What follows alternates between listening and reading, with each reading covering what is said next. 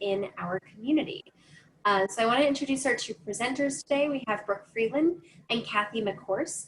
Brooke is a policy consultant here at United Way for Greater Austin, and Cathy McHorse is the Vice President of Success by Six, also here at United Way for Greater Austin. So for those of you who are new to United Way, our mission is to bring people, ideas, and resources together to fight poverty in our community. And this event today is in direct alignment with our mission, as we are bringing people and ideas together to fight poverty in our community by using our voices or our resources to advocate for change on the local, state, and federal levels. So today we'll be learning what we mean by advocacy, why advocacy is important, ways to engage in advocacy, and how to make your story as compelling as possible. We'll then get a chance to stretch these new muscles by practicing crafting a story about an advocacy topic that is near and dear to our hearts, early childhood education. And we'll also learn why we need to speak up on behalf of children and how advocacy in this area helps us with our mission to fight poverty here in Austin. So with all of that, I am going to hand it over to Brooke and Cathy. Thanks. So our goal really today is giving you the tools and the confidence to be advocates in your community. So I thank you for showing up today and being interested and taking this first step to learn about how to be an advocate. And I know many of you are, but we're just going to help you sharpen those tools a little bit today. So kind of starting at the beginning is, what is advocacy? And this is, maybe the order doesn't make perfect sense, but it works with the language. My kids like to do this with the letters of their name, but you know, awareness about an issue. So it's creating awareness, strumming up awareness, developing research on issues. That's kind of using data to make your case. Voices a position on an issue. We're going to help you kind of fine-tune your voice and find your voice today. And organize events to promote an issue. Now, events might look a little bit different, but that doesn't mean we're sitting on the sidelines. Champions, you are all champions just for showing up and for the work you do. And then, you know, advances the importance of an issue. We're going to talk about childcare and why we need to be advocates on behalf of young children today, but there are a plethora of issues that need our support. And then the most important is the call to action. So once you have your tools, like, how do we go use them, and how do we get out into the community? And then the why is yearns for change. And I would kind of put that at the top of the word. I mean, that's kind of what drives all this work, but a yearning for change in our community. So we can go to the next slide. So to get us started, it's identifying a problem or an opportunity. For us today, we're using access to quality childcare as our example, as the problem that we need to address. And two, what's the change you want to see? And sometimes we don't know what the solution is, but we know what changes we want to see made. And for us, we want increased access for young children to quality childcare. Knowing the decision makers, today we're going to focus on City Council and in Austin and keep it very local view, but there, at the federal level, at the state level, city, school board, local level, they're players at every step of the way, but to not be overwhelming, we're going to keep it very localized on City Council today. And so I hope you kind of did your homework ahead of time and know who your City Council member is. If not, we won't test you on it, but there'll be a time later to figure it out. But that'll be helpful in your call to action. We'll just say that. And then engage in ways to influence and educate. And I'd say not just those decision makers, but friends, peers, your network as well. And so we're going to kind of go through all these steps today, and so you can hit the road running on your own. Okay.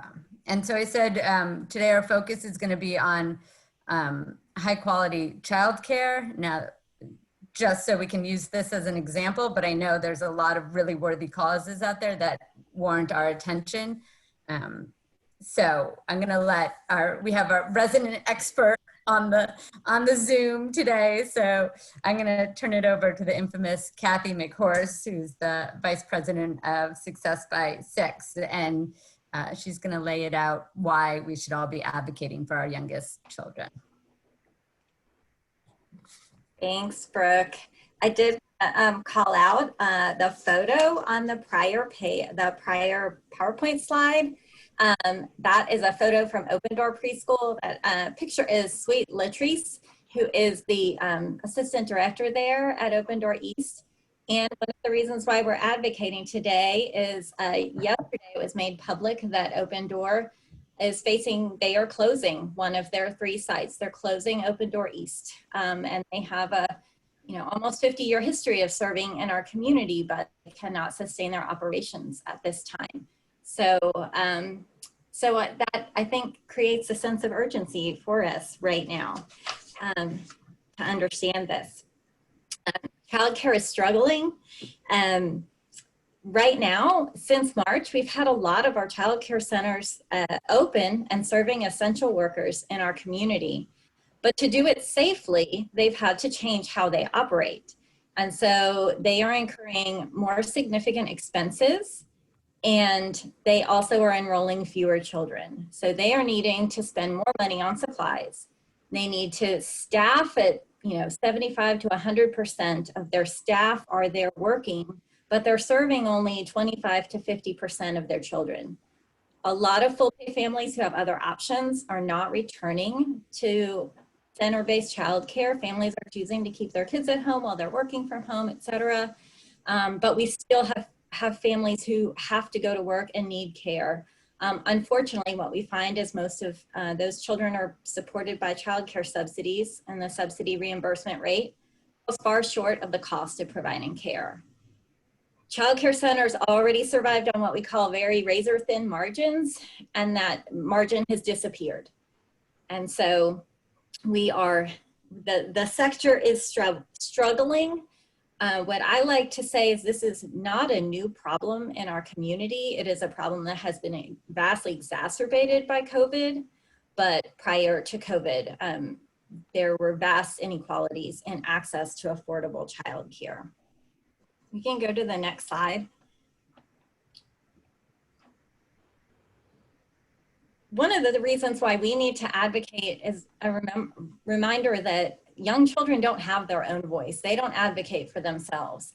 And the years that families have young children, they are busy. And especially those who are in greatest need, they have the least opportunity to be a voice for themselves. We're working with that, but we need to step up and own this as an issue in our community. We also need to create a sense of urgency about it.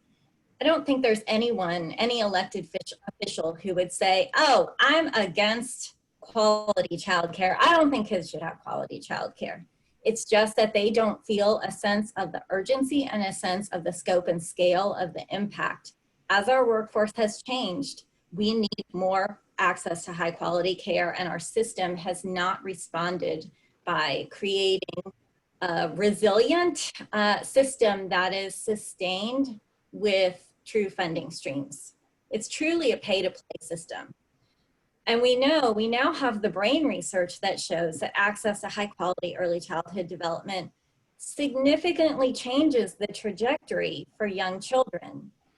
Children who don't experience high quality early childhood education from that birth to 5 period, we have data that shows they don't start kindergarten off with all the skills and competencies that the teachers are expecting of them. So they're essentially starting behind. If they start kindergarten behind, they're 3 to 4 times less likely to read on grade level at 3rd grade. Our communities build prisons based on the number of kids who can't read on grade level in 3rd grade. So if they don't read on grade level in 3rd grade, you can see these other statistics. And we know if they don't start kindergarten, able to meet the expectations that the school has for them, it's going to cost us more by investing in retention, special ed, et cetera. It's very short-sighted of us not to invest early. So next slide. And this snapshot gives us a perspective of our population in Austin. As I said, childcare can be a pay-to-play. Families who can afford to pay for childcare can find high-quality childcare. There may be a waiting list, but those who really can't afford it, we're talking about our youngest children, 34,000 children under age 6 in Travis County that live in households with a low income. More than 1 in 3 children, and 90% of these are children of color. So it's an issue of equity that sets our communities of color behind from the get-go.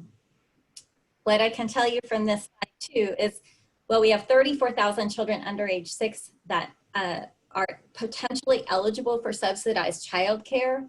We have only enough funding to serve 3,000 in our community on a daily basis. So imagine that gap. Now, not all of those children's parents are in the workforce, but we anticipate 60% of them are in the workforce. So about 14,000, but we can only fund 3,000. So next slide. And I can talk about this forever, so you guys keep me on time. Just a snapshot of COVID's impact on our childcare system. The Hobby School helped us with a study. Most of our childcare providers are small businesses with fewer than 20 employees, and many of those are owned and operated by minority women.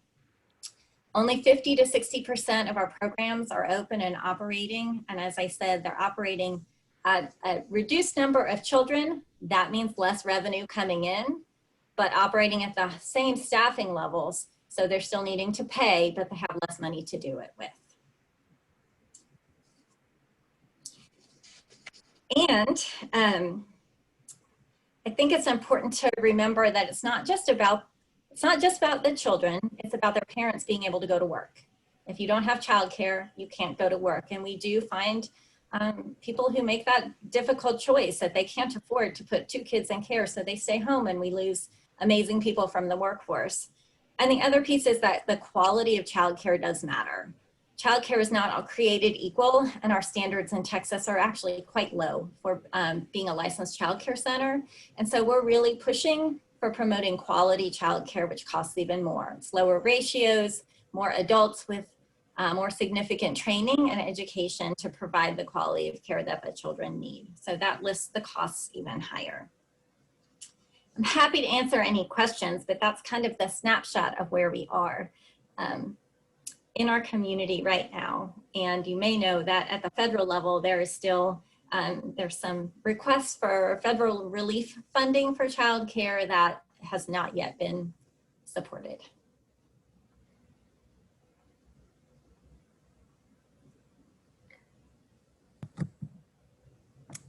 Great. Any questions for Cathy? Cathy, you mentioned that Open Door East is closing its doors. Can you tell us a little bit more about the risk of closures in our community and Texas in general? Yes, the NAEYC, the National Association for the Education of Young Children, has been doing surveys asking providers, how long can they sustain operating at these levels? And it's projected we could lose from 40 to 50% of our childcare supply nationally. And our Texas data mirrors it. We know that in Texas, just under 5% of programs have closed permanently, but we believe that's an underestimate. And Open Door really decided to consolidate its operations in 2 facilities so that they weren't carrying the cost of the 3rd facility when they consolidate their children and staff into one and meet their budget. I have a question. Do you have any information about childcare for children with some of the more severe disabilities, such as intellectual disabilities, students who might be more challenging to provide childcare for? a great question. Unfortunately, in Texas, we have very minimal tracking for data in Texas. So it tends to be more anecdotal who is willing to serve and support children with more significant needs. Our local Head Start programs typically serve up to 10% of their population, will include children with pretty significant disabilities. And anecdotally, Open Door is one of those programs that was actually founded to serve children with disabilities. Sammy's House as well.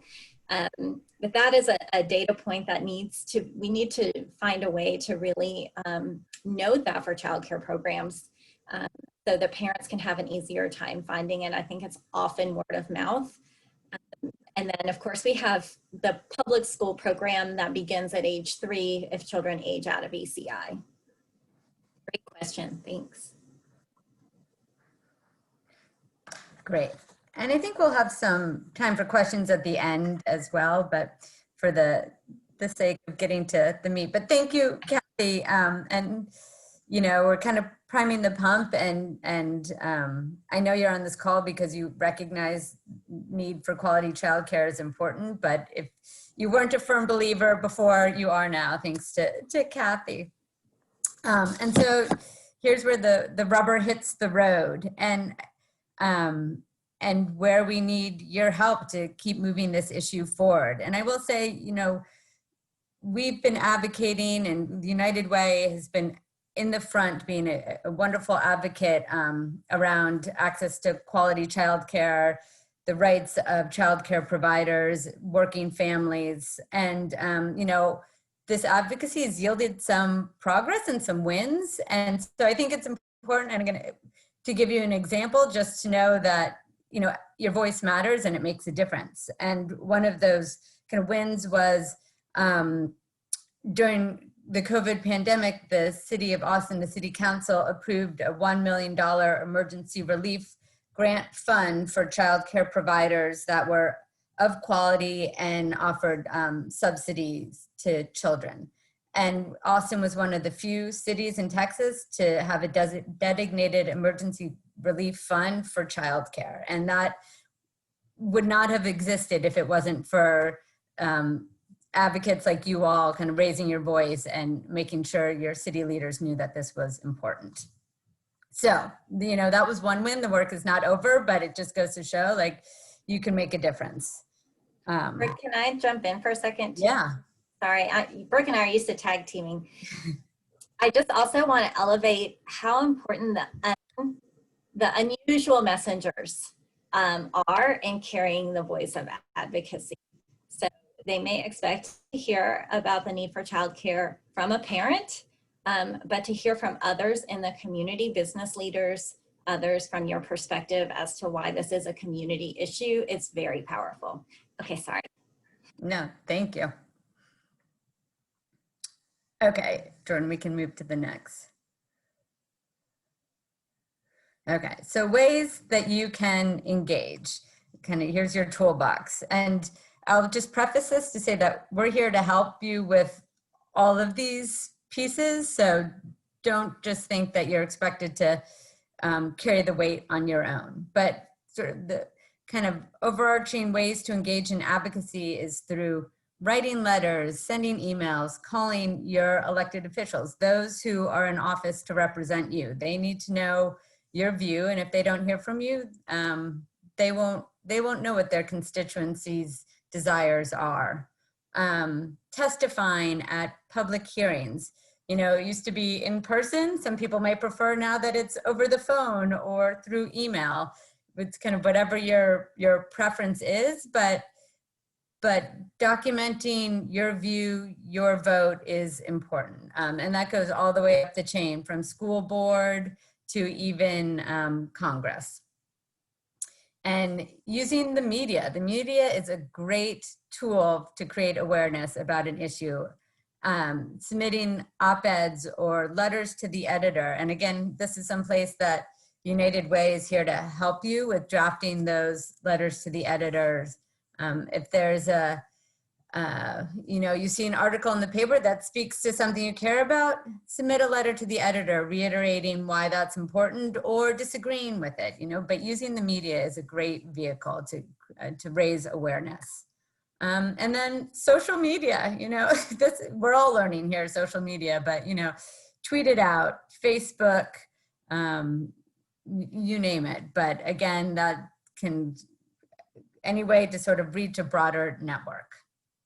And then finally, last but not least, and most importantly, vote, because you can't complain if you don't vote and are active in the elections. And that's for not just kind of the top of the ticket, but everyone down below as well. And then with your advocacy, how to make it effective, how to have the biggest bang for your buck. And really it's to be personal. Tell your story, and we're gonna work on that in shortly. But really, you know, how are you impacted? How is your community impacted? You know, our elected officials need to hear and need to understand, and you are on the ground knowing what's going on, and that voice and that connection is important for them, and important that we can convey that. Facts and data. I mean, thanks to Allison at the United Way, but you know, the United Way has so much data at their fingertips to help you make your case. And again, we're lean into the United Way as a resource, but really any facts, you know, even as Cathy was talking about childcare, she had statistics and facts to help make the case for all of you. We need to use that same data to make the case for elected officials. And have a specific ask, you know, what are you advocating for? What is the change you want to see? And, you know, the more specific you can be, the more you can kind of measure the outcome and the effectiveness. And I always ask for a response. You know, I want to know how my elected official feels about this issue. So don't let them off the hook, you know, always kind of say, and I'd like to know how you feel about this. And this is kind of a breakdown, and I'll say we'll share this PowerPoint with you all after this presentation, so you have it, but this is just kind of a high-level overview. If you're writing a letter or an email, you know, just kind of the steps you want to make sure that you are hitting all of these kind of benchmarks. You know, always say thank you, because everybody likes to be thanked. With your elevator pitch, that's if you are going to testify either in person or over the phone now is how City Council is doing it. You know, I would say, you know, short, concise, to the point, and practice. And, you know, in front of the mirror, in front of your dog, in front of your kids, but just kind of practice that, your pitch. And that's kind of what we're here today to do. We're going to be doing some practicing. So we're going to, in a little bit, we're going to kind of give you all a chance to talk on your own. We're going to do some breakout rooms, and we're going to work on crafting our own personal message.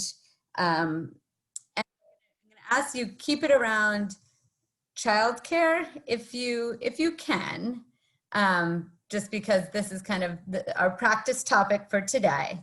So we're going to go into breakout rooms and craft a personal message about that. I care about access to quality childcare because, and I kind of, here's an example of mine. And now granted, I had time to think about it. I had time to write it down, delete it, edit it.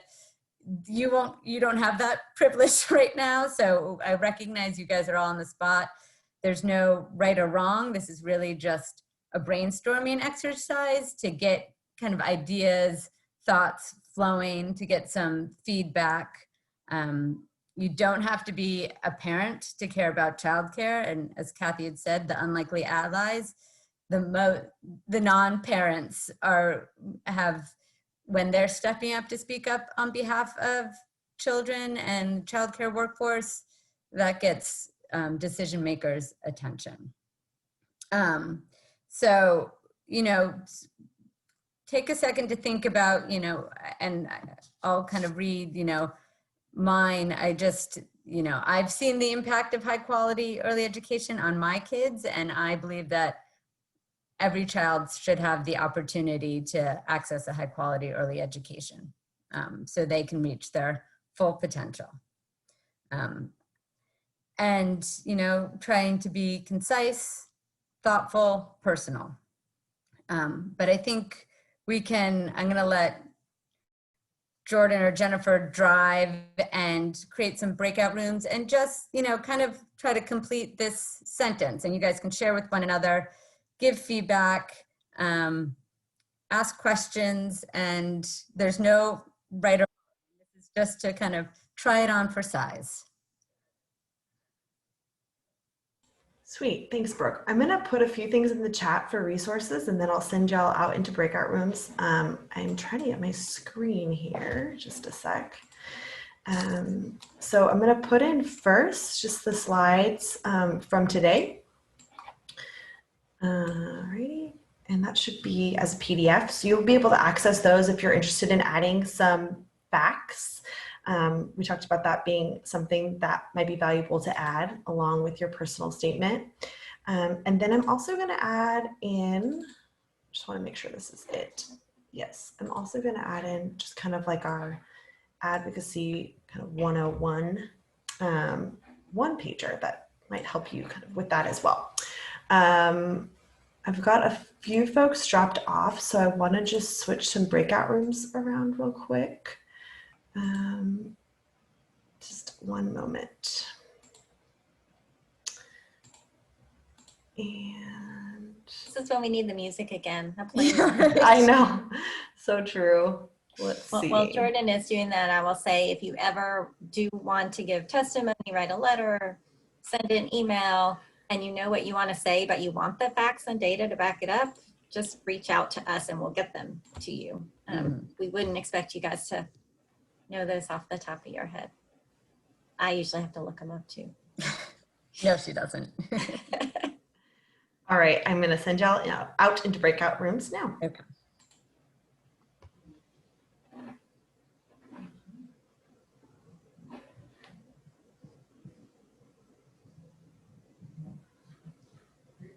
We're in the safe space. We're in the safe zone. We totally are.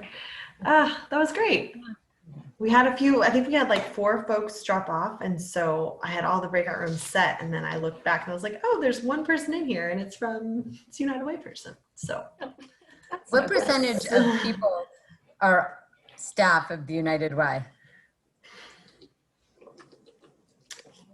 I wish I could see that. I can only see the participants from. So when we first started, there were 29 folks in the room. And then right now there were 23, but at 29, I think there were maybe 10 United Way people, Cathy? Okay. 10? 1, 2, 3, 4, 5, 6. Yeah, maybe 10. Okay, great. I mean, I think part of it too, I meant to kind of push it out to more United Way folks, but I feel like it's just as valuable for United Way folks to hear this as well, because I think, I get to hear it a lot, but I saw we had a new hire who I think, what's his name, Blake. Oh yeah, works and on my intern is here. Yeah, and so I feel like that stuff's kind of like cool to see. Like, I don't know if he knew about all this yet, and so I think that's just more ambassadors. Yeah, more ambassadors.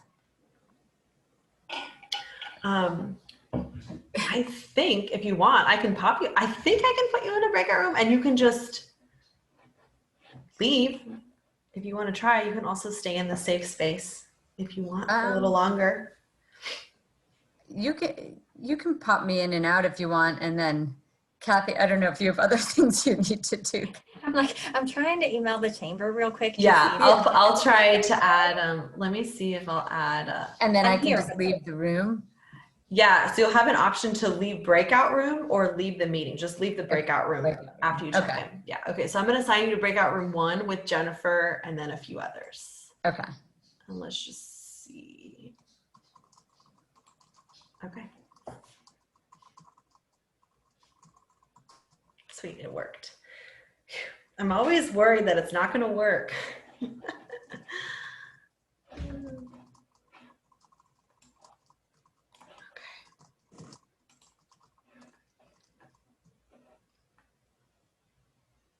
Jordan, there's an agenda item tomorrow on City Council's agenda about childcare. And so Brooke and I have been working since about 7 o'clock last night on finalizing a letter from Early Matters. And we, you know, those business leaders, we got a lot of cooks in the kitchen. So everyone has a letter finalized. And now I've sent it to the mayor's office for a preview before we formally send it out of courtesy. And now I'm trying to get it to the chamber in case the chamber wants to weigh in. So I'm just kind of like running. It's a lot. The policy stuff, like the advocacy, like it's super fun and energizing, but it could be like a full-time job because that people just always want to talk. They're like call because they don't want to text, they don't want to email because open records. Like you have to be real careful about those lines. So anyway, it's a little crazy, but thank you for doing this. Yeah. I love seeing the people on there. I know. It's fun to see like there's a good mix of corporate, emerging leaders and Women United. So that's also really good to see. And then I think it's good for them all to see their person from United Way there too. It's like, oh, hi, I know you. So but too, I think you can capitalize on offering things that are across all those affinity groups and get the few rather than if you tried to replicate it with all of them. That's really cool. Right. Well, it's like our first pass because this all happened because we had that sync that one day that I wasn't even there. I was on vacation. I came back and Ray was like, so we decided this event that you were going to host, but it ended up, it's perfect. And I think a lot of people, actually Morgan, I have this to talk to Morgan about this a little later, but we're hoping to do a little blog post on it as well, to be able to just like talk more about what we're doing. Well, and it may be worth a preview that we will try and, again, in the spring, we'll definitely do legislative visits when the ledge is in session. So. Yeah. And I wonder if, like, I don't even know what that is. Like, does that mean you just go when they're in session when they're voting on a certain day, or do you go whatever day you want, or? So there's different ways. The relationship building is like United Ways of Texas hosts the day. And so last year we went and you actually go to their offices. So we went to like Donna Howard's office and Cheryl Cole's office and said, we're with United Way. These are the items that we think are super important. I have testified at a legislative committee twice. That's kind of intimidating, like testifying there. But if you're just going on the visit with the legislative, with their office, you usually meet with a staffer, and they're great. It's just kind of cool to be in the Capitol. But you can also, like, if there is something up for a vote, you can just literally, like, I've driven by, parked, go in, register your, I support or I'm against this, and walk out. So there's so many different ways you can do it. Yeah. I remember, so like I've worked in foster care before, and I know there's certain days where there's like, you can go advocate foster care day, or I also work with refugees. There's like refugee awareness day, like. Yeah, there'll be a United Ways day in the spring. And then we had a pre-K day last session. Do you think there will, you're saying you think for sure there's a United Way day? Yeah, there's for sure a United Way day. And then last year, usually, last year we had a pre-K day and it was so fun. Everybody wore purple. And we got yo-yos because it was Stop the Yo-Yo on pre-K funding, and they were like and stuff. So I don't know, there might be an early childhood day or something. That's good to know. I think that's a really good opportunity to connect donors too. I feel like that's a great, our corporate partners, that'd be really cool to be able to even just I'm just thinking like, take a picture. Yeah. I'm like, this person from Google, this person from, J.U. Dunn. I mean, that would be so powerful to have, because they're like, anytime I show up somewhere, they're like, oh yeah, it's Cathy's. It's Cathy. Yeah, right. Yeah, so we need to fund childcare. But I do think that was so great to add. What you said is that because that's what we talked about too, is that it's all well and good if you're a parent or you work for United Way, like they're like, okay, cool, check the box. But if it's, you know, someone that actually I just care because I'm a concerned citizen, or I care because I want to have children sometime in the future. Yeah. Hey, Brooke. I was talking with Kate, who's on Early Matters, and she used to work for Mayor Pro Tem Garza, who I admit to having a total girl crush on. I was talking to her last night after I talked with Brooke, and then as Brooke was our letter, she said we literally in the council office, we would tally the number of phone calls we got on certain issues. And so like it does, like sometimes you're like, does it really matter? But Brooke, you're on mute, I think. Yep, I'm muted. I can make that point too, because that was one of my early jobs, is that for working for a state senator. Oh, that would be cool to add. You want to throw me in another one? Sure. Did that go okay? Yeah. It's good Okay. to kind of hear what they're talking about. I'm going to put you in. Goodness gracious. Why is it not opening? Oh, because that one's empty. No, that one's empty. That's why. Okay, I'm going to send you to Breakout Room 4. Okay. Okay.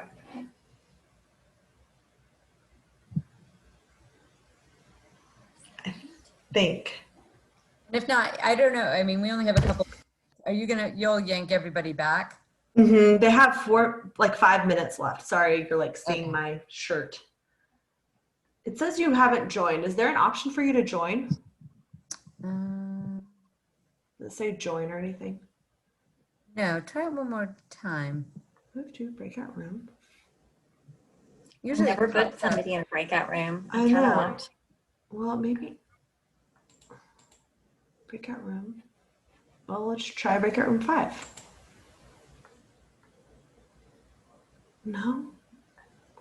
All right, that's okay. It's weird because you should be able to. But because you were unassigned, I think it thinks you're in. This is so weird. That's all right. I can breakout rooms. Oh, I see them down here. Let me see. Oh, you've been assigned. 5. Is that what you sent me? Yeah, try 5. Okay. Sweet. Totally worked. I feel like I'm learning too. That's fun learning that you used to work in foster care. Yeah, I used to work in foster care. I worked with refugees, and so I would work. This unaccompanied refugee minors would go into foster care in the United States because they don't have any parents. So, or they do have parents, but they do have, but not here. Not here, or we don't know where they are. That's the thing. Yeah. They're minors in camps in like Indonesia, and they're from Afghanistan. So, yeah.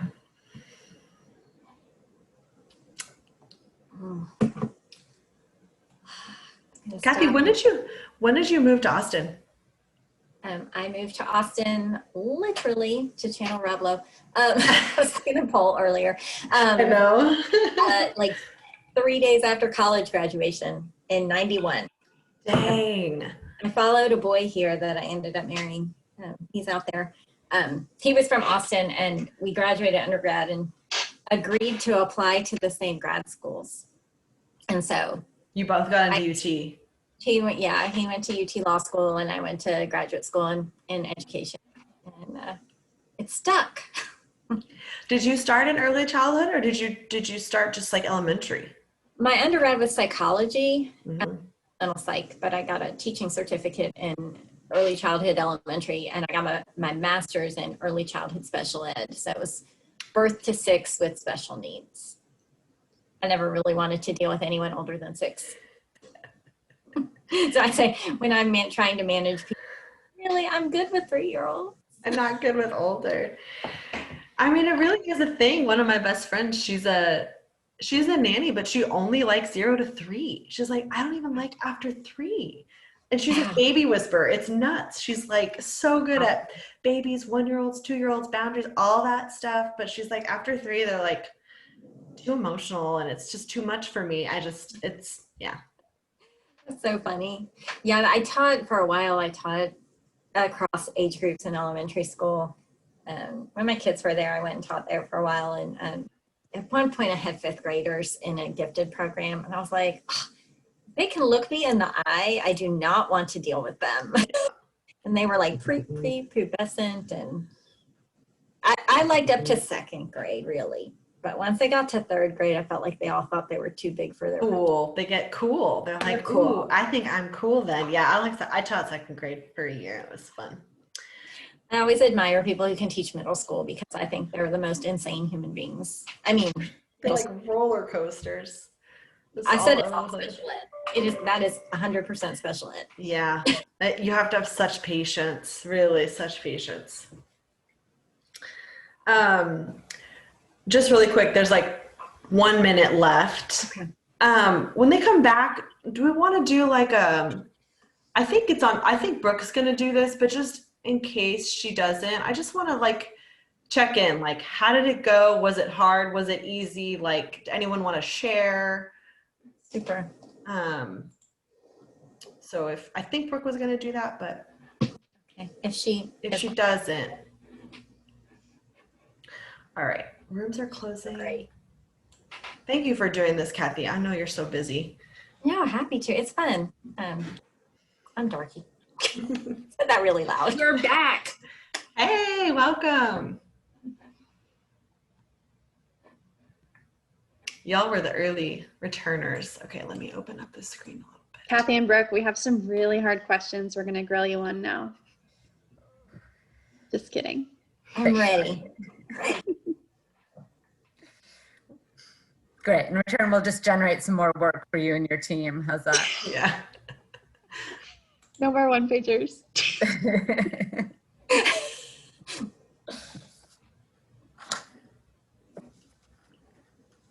Okay. Awesome. There's like 2 seconds left and then everyone will be back here automatically. Okay, great. Yeah. Just take a little bit. Okay. So fun seeing everybody come back. I know, right? All right.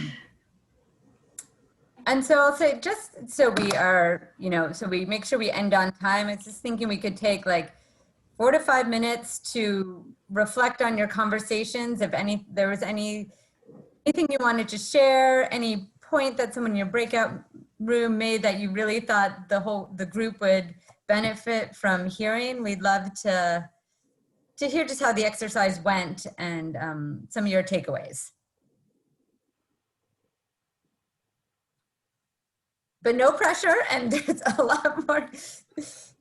And if you felt like nobody prepared me to do anything, tell us that too, so we can do that next time. Right. In our room, Brooke, this is Bill, we had a really great discussion about all the levels of our society that are affected by early childhood education. And what we realized is that it's people in the workforce, it's mothers, it's fathers, it's teachers, it's the children. We basically uncovered that it is everyone. And so we started to build a structure of what we wanted to say in terms of this affects us all. And without early childhood education being up front and center where it belongs in the minds of policymakers and everyone else, that the solutions won't be there. So we didn't fully flesh out the whole, but that was, I feel like, something that was great. We just all realized it's everyone that this affects, whether you have children or not. Yeah, that's so powerful. Thank you for sharing that, Bill.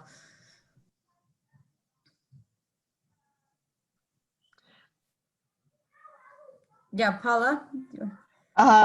Yeah, Brooke, it was your thankful suggestion to talk a little bit more about No Small Matter and some of the statistics that were available from that segment that I I feel will help reinforce something so that it's not just an emotional appeal, it's factual. And as Bill just mentioned, the range of impact that this has on our society. That's why it is no small matter.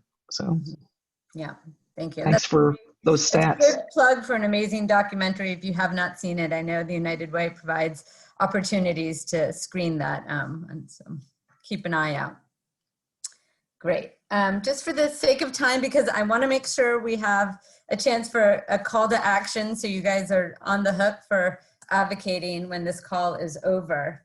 Are keeping it kind of as a way to kind of just get your feet wet and dip your toe in the water, using kind of the personal narrative that you worked on today, that kind of that statement about I care about it because, why it's important to you. Some of the data, using some of the data that Cathy presented, we're asking you to reach out to your city council member. And I saw in the chat that a lot of you know who that is, so that's fantastic. And to thank them for supporting the childcare industry and for their commitment to increasing access to quality childcare. So just a thank you, let them know this is important to you, why it's important to you, and to thank them for also valuing it and paying attention to it and investing in their youngest children. So we can help, as part of a follow-up, I could put together a little script, but I also think you guys kind of have it, and we're helpful. We're here to help kind of supplant some data, some facts and figures, and doesn't have to be, it's not going to be graded. It's just letting your city council member know that you care and you want them to care as well.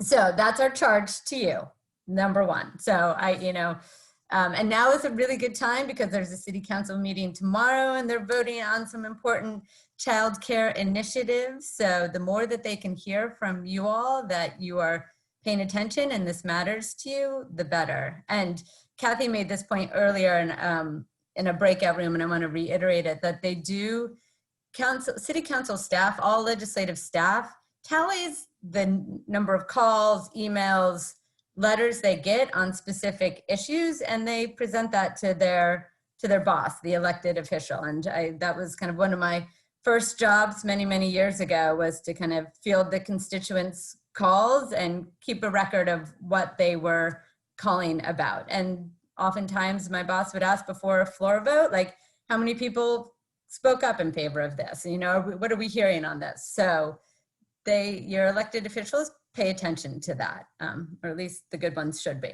So I urge you to speak up.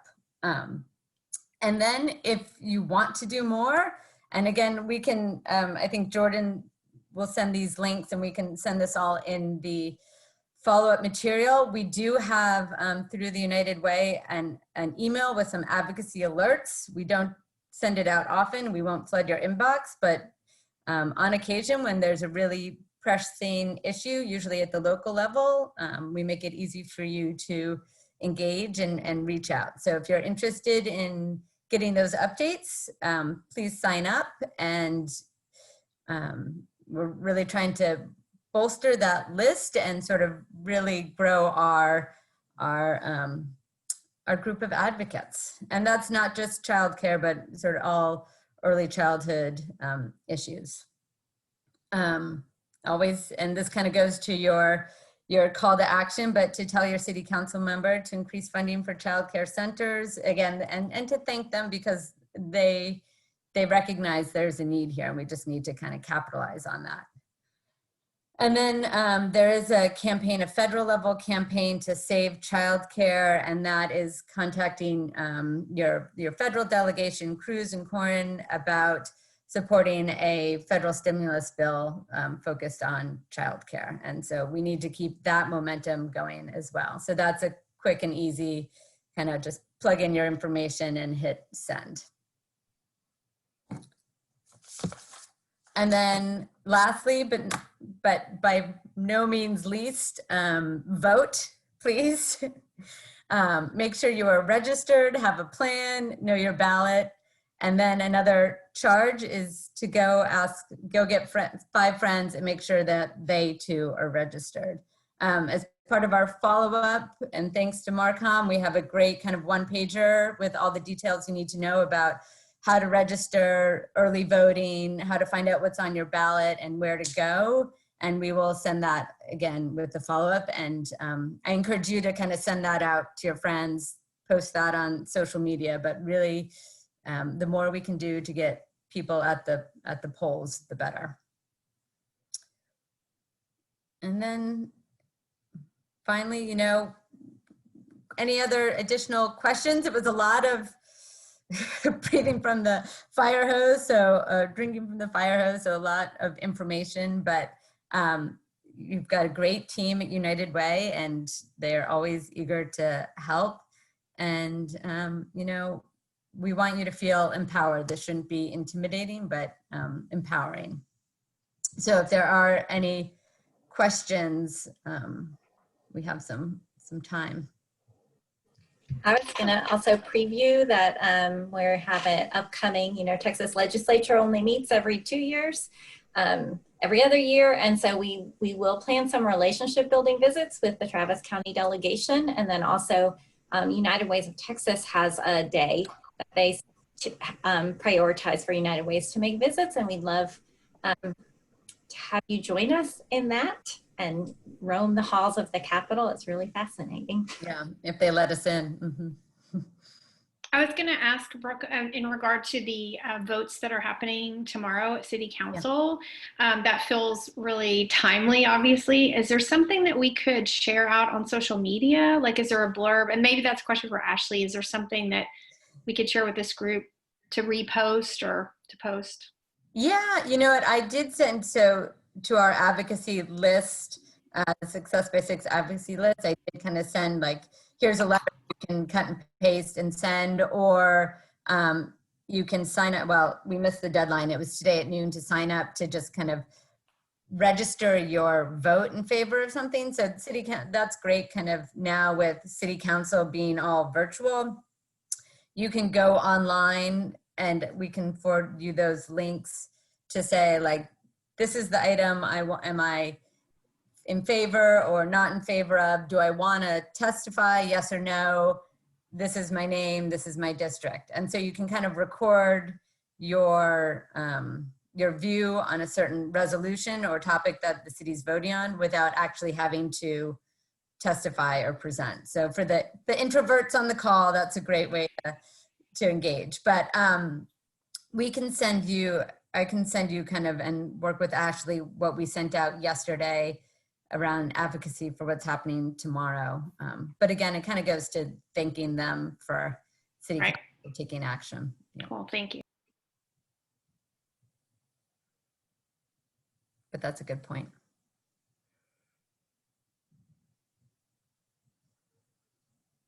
Great. And just, you know, to leave you feeling inspired, empowered, and like ready to make change in this world. You know, your advocacy is critical. Your voice is important. Use it. You now have some tools and feel empowered and you know, be a voice for change. And we are so grateful to have you as a partner in this work.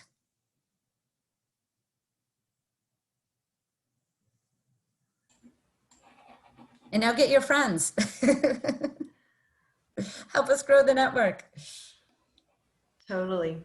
Well, as Brooke said, I think that's all we have for the rest of today. So we'll give you your 2 minutes back.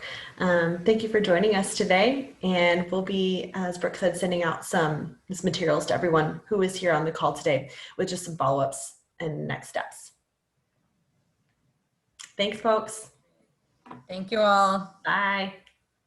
Thanks, Jennifer. Thank you, Jordan.